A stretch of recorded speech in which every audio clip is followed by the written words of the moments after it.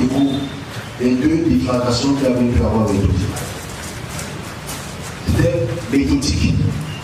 Leur attaque. J'ai exprimé ça il y a beaucoup de temps. Mais ce n'est pas compris mon message. Je pense qu'on va pouvoir rappeler que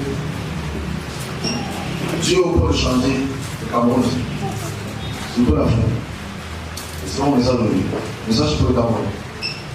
C'est un message très important pour le Cameroun. Une fois le plus important. Que le nom de Dieu soit glorifié. Dieu, par sa grâce, m'a transporté au centre. Il y a le littoral, il y a le centre, il y a le nord, il y a tous les régions du Cameroun. Il m'a transporté au centre. Dans les sous-localités du centre. Centre. Pas sud et le centre.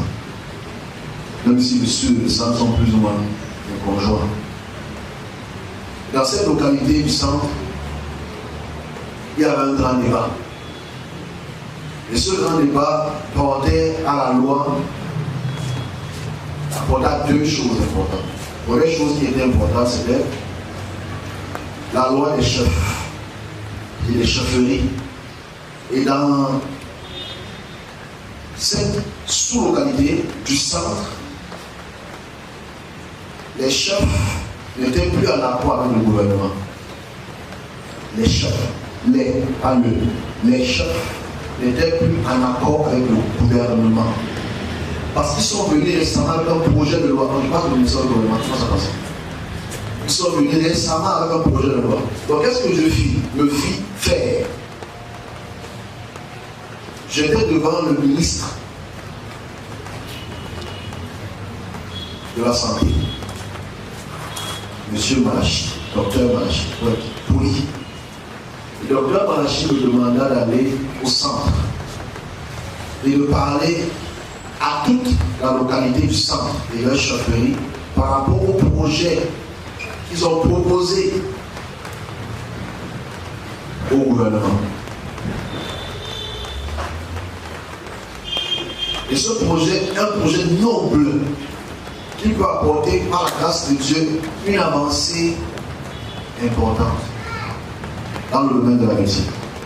C'est le ministre de la Santé. Ils étaient mécontents parce que leur projet ne va pas être accepté. C'est ça. Et quand je parlais à ces personnes, je prenais le président de la République. Ne confondons pas. Je ne suis pas du gouvernement. Et je ne veux pas être du gouvernement.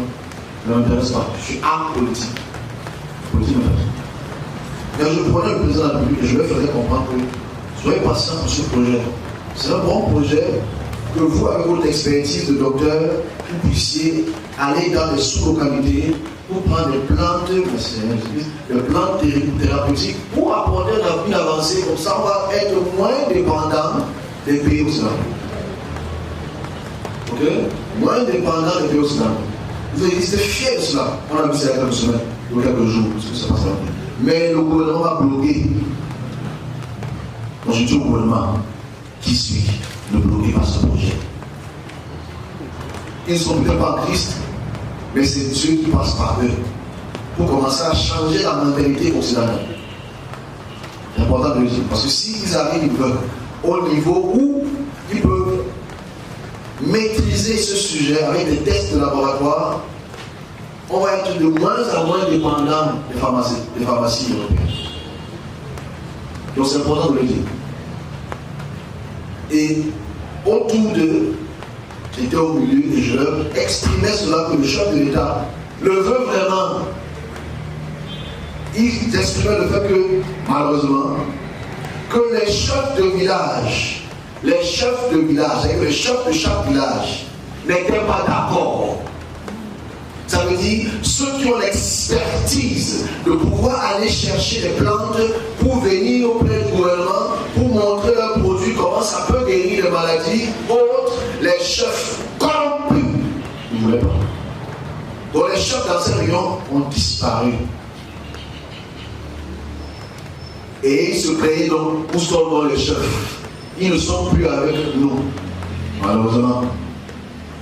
Et ça a créé ce qu'on appelle un mouvement d'humeur, où centre sud. Ça veut dire le centre, le sud du centre, toutes les sous-localités. Il va y avoir un regroupement de jeunes et des violences.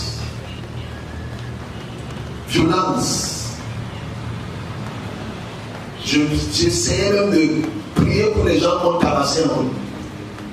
C'est que je me rappelais que je suis dans une vision que je ne peux pas faire ça. Donc je faisais comme ça là. J'essaie de prier pour beaucoup de gens qui tombaient des bagarres, des machettes dans les sous-localités. Parce que ça peut être une très très forte, ça peut être des revenus très forts pour les sous-localités. S'ils peuvent commencer à moindre le projet pharmaceutique, ça peut développer la sous-région et réduire la pauvreté. Je m'adresse au gouvernement. Ça peut développer la sous-région et réduire la pauvreté. Pourquoi vous voulez? Parce que vous avez un lobby en Europe auquel vous faites implanter vos médicaments de l'Inde. Il faut arrêter ça. Il faut arrêter ça. Passe le message. Parce que s'ils ne font pas ça, ça va soulever les jeunes. Parce que les jeunes ont reçu beaucoup de grâce. De Dieu ou pas de Dieu, ce n'est pas pour le seul message. Je passe le message. De connaître des plantes. Et de savoir jouer avec ces plantes pour donner un médicament qui coûte 2 fois moins cher que le médicament qui sont sur les surfaces. Mais si on prend compte de cela avec les biochimistes, on peut le réglementer pour que ça puisse être des médicaments africains qu'on commence à exporter. Parce qu'on le sait, stupides personnes, je n'adresse pas le nom, doivent le savoir que les médicaments que les Européens prennent, ils prennent leur plante où? De leur pays. Alors, ils prennent ça d'Afrique, pourquoi on ne peut pas le développer? Donc, le message que je passe, c'est que si vous ne voulez pas, parce que c'est un message qui est là le jour, si vous ne voulez pas que les jeunes de ces sous-localités du centre sud se lèvent en révolte, acceptez ce projet de loi. Acceptez ce projet de loi. Parce que les violences que j'ai vues, même les policiers étaient dépassés. Parce que les gendarmes qui étaient à côté de moi se plaignaient qu'on va me faire comment? Il y avait peu de gendarmes par rapport à toute la localité. Ça a commencé à porter des bagarres pour rien. On visait qui? Les enfants de chef. Parce qu'on refusait juste le parcours de quelques millions de francs. Parce que tu reçois les contenus à cause des entreprises pharmaceutiques qui sont très très méchantes. Parce qu'ils veulent se faire de l'argent. Si, parce qu'il faut dire avec eux. C'est le rôle de l'église. L'église, c'est tellement bon. Les pharmacies voient leur chute. Pourtant, c'est leur chute. Ils ont une surface de vente de médicaments. À toi de t'asseoir avec quelqu'un qui produit en Afrique pour que ça puisse être africain. Et ça fait en sorte que la sous-localité se développe. Et le Cameroun peut être un pays très développé parce que là, le Cameroun, le Gabon, le Congo, on a toutes les plantes du monde. On a toutes les plantes du monde. On peut développer les instituts pharmaceutiques très très puissamment plus que tous les autres pays. Parce que tous les autres pays, on n'a plus besoin d'exporter. Parce que le côté pharmaceutique est très très important pour l'Afrique. On souffre de ça. Et pourtant, on a plus de plantes. On souffre de malaria, du paludisme, alors qu'on a toutes les plantes requises. Parce que le gouvernement bloque. Certaines personnes du gouvernement bloquent cela. Parce qu'ils savent qu'ils ont leur business qui vient de l'Inde, qui vient de la Chine, qui vient des pays européens, veulent leur conteneur de médicaments. Ils se font des milliards avec. Et les gens restent pauvres au village. Donc ils ont toutes les ressources primaires pour développer ce secteur. Il y aura une révolte. Il y aura une révolte si vous ne prenez pas garde. Et si dans tous les flancs, comment ça va révolte? Ça va être un problème pour le Cameroun. Si dans tous les flancs, il commence à avoir une révolte, ça va être un problème pour le Cameroun. Donc, gouvernement, ministre de la Santé, toi qui m'as ouvert spirituellement, accepte ce projet, réglemente cela, sélectionne les bons et chasse les mauvais, expérimente, passe cela par tous les moyens biologiques et cliniques et des essais et développer le Cameroun. Parce que ça va enlever beaucoup la famille dans les villages. Quand ils savent que tous les plants pharmaceutiques vont venir vers eux pour prendre leurs plantes, ils vont être contents d'avoir un peu à manger, de se sentir utile pour la nation. Tous les médicaments qu'on importe de quel pays? De l'Inde. De l'Inde. C'est pas normal. On ne peut pas s'asseoir sur l'or et quémander encore l'or. On ne peut pas s'asseoir sur l'or et quémander l'or.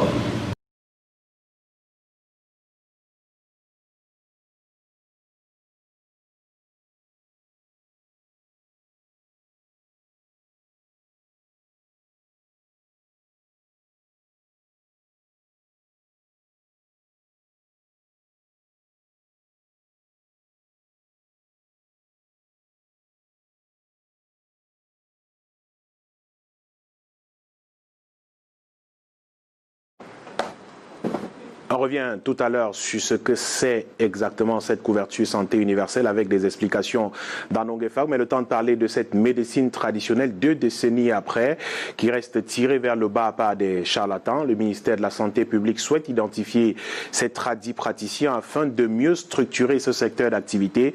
Le vœu a été émis à l'occasion de la célébration ce 31 août à Yaoundé de la journée africaine de la médecine traditionnelle sous le thème médecine traditionnelle africaine 2001-2020. Les progrès réalisés dans les pays. L'occasion de faire également le point des avancées dans ce secteur au Cameroun. Delphine Fonkoutene et Michel Foucault nous donnent plus de précisions. Écorce, décortion, entre autres. Des produits extraits de la nature pour soigner les malades. 80% de la population africaine, selon l'Organisation mondiale de la santé, fait recours à la médecine traditionnelle, même si celle-ci reste encore en quête de visibilité. La médecine occidentale couvre 20% de la donne de santé. Les églises 10%, et cette médecine-ci couvre 70%.